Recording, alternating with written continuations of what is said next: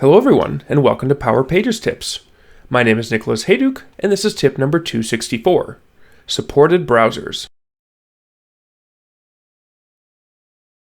I happened to be browsing the Power Pages documentation the other day and came across a page that covered the system requirements for running Power Pages. It's been a while since I've been asked about these types of requirements, so I thought perhaps there are others out there where this type of information hasn't been top of mind. Of course, Power Pages sites are websites, running in browsers, so the main thing we need to worry about is which browsers are supported.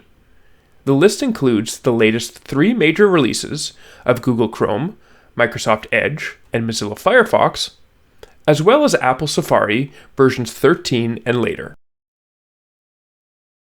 The documentation lists supported operating systems as well: Windows 10 or later, Mac OS 10.13 or later, iOS 13 or later, and Android 10 or later. One thing I didn't know about was that the supported versions for the Power Pages Design Studio were a bit more limited. This includes the latest versions of Google Chrome on Windows or Mac OS, and Microsoft Edge on Windows. I personally use either Chrome or Edge for my Power Pages development, so I didn't realize Firefox isn't supported.